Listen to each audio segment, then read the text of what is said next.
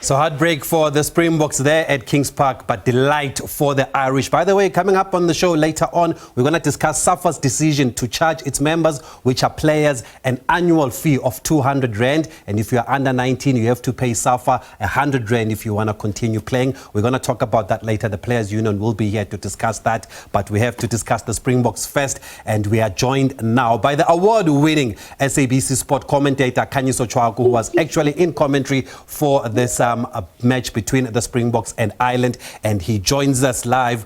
Good evening, Khanyiso, and thank you for joining us on the show tonight. Good evening, Tabiso. Good evening to the viewers. How were the emotions in the commentary booth? You were commentating for one of our radio station. Last gasp win for Ireland there. How was it?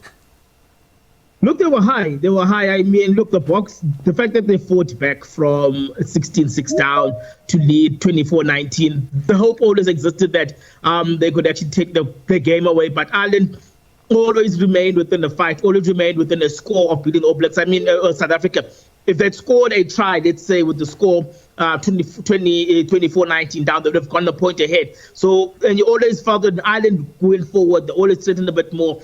But I think they did the homework. They did the homework from Loftus Versfeld. If you look at their selections from last week, they went for tall timbers, contested the line out, and neutralized South Africa's maul. So they did the homework. And also, if we're being honest, Ireland are too good a team not to win a test match in South Africa. I mean, people may have very high emotions over the fact that South Africa are world champions, and ideally they should be steamrolling over everyone. We saw in that last 10 minutes last week that Ireland is a team that doesn't go away, and the fact that the Boks were able to fight from 16-6 down to the 24-19, what hurt the Boks the most was the fact that they were just not able to convert the opportunities, the try-scoring opportunities, because they spent a fair bit of time in Ireland's 22 had no try-scoring return to show for it. If you look back at the fact that when Ireland before in the lead-up to Conor Murray's try, they had one other entry.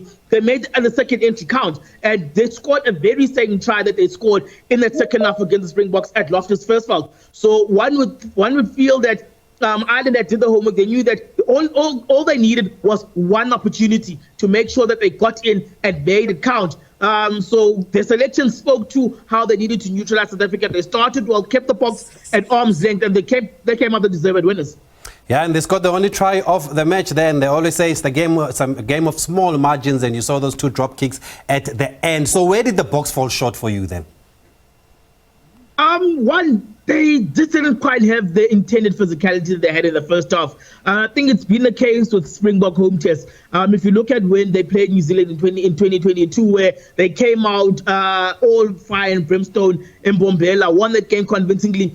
They just couldn't find that early advantage. I mean, also, we need to look back at the loss of Willie Leroux. It was a very bad loss for the Boks, because he is such a critical component to the Boks' attacking game, especially with Pollard at 10, where Pollard is then able to play as an auxiliary 12, take the ball up in contact, and then allow Willie Leroux to actually manage the game well as a secondary playmaker, either with his boot or also with his very good passes. So the Boks were then robbed of an attacking platform in terms of Willie Leroux being off. Again, showing the slight drawbacks of the 6-2 bench split, because last week it worked. And also, I think the Irish physicality was seen that the Boks were never able to deploy their bombs, the bomb squad. In the same manner that they did, they employed it in dribs and drives. I mean, if you look at someone like Erg Sleiman, gone through, I think, 76 minutes of this test match.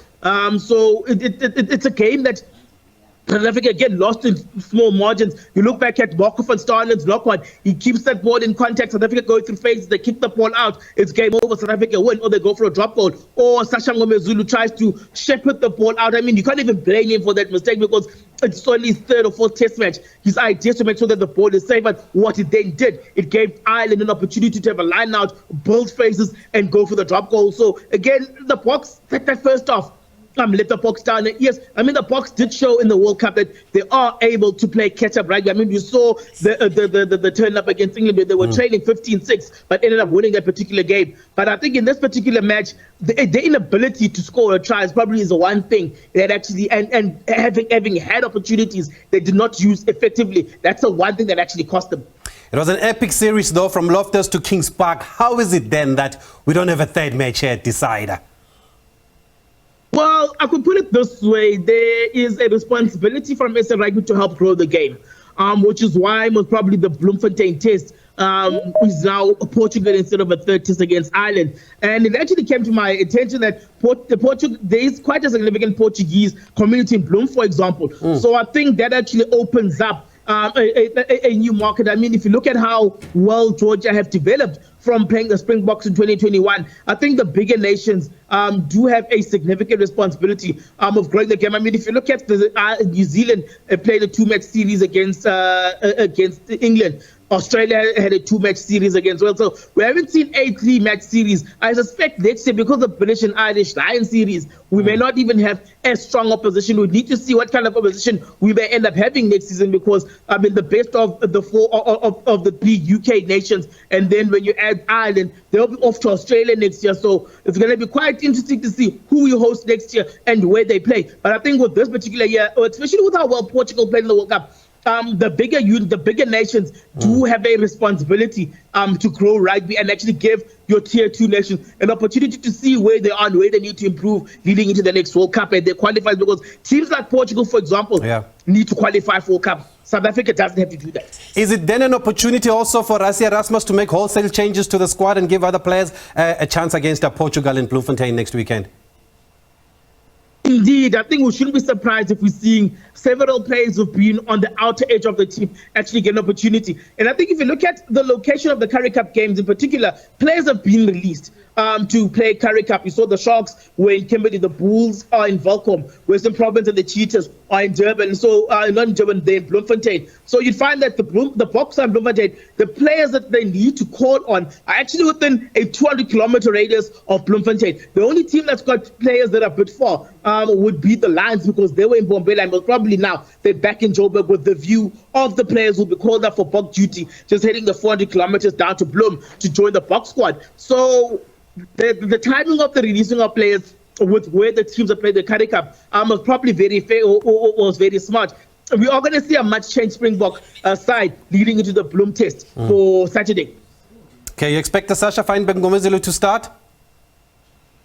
Well, after today's performance, it's a non-starter. I mean, he played within himself in the first half. You saw that he tried to get a pace and the feel for the game. Once he actually started to get a pace and the feel of the game, we saw a very different Feinberg-Ngomezulu in the second half. I think he was slightly overawed by nerves, needed to play it safe in the first half, did so effectively, especially with his kicking game.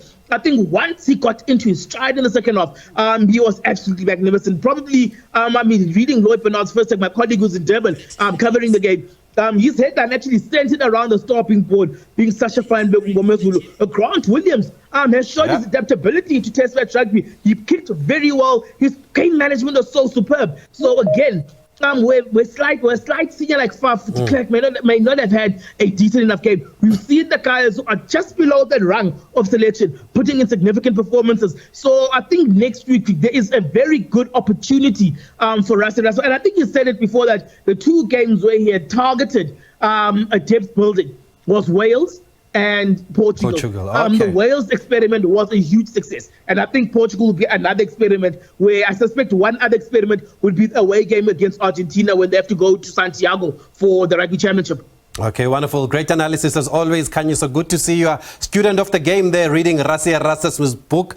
We can see it behind you there. But thank you for speaking to us tonight about the Springboks' defeat to Ireland there. So all roads will lead to Bloemfontein next week. Boks will take on Portugal there, and wholesale changes are expected to be made. That's the award-winning Khanyiso Tshwaku, South African Sports Journalist of the Year. There's more coming up here on Sports Live, including that big story as SAFA requires now its members who are players to pay membership fees going forward.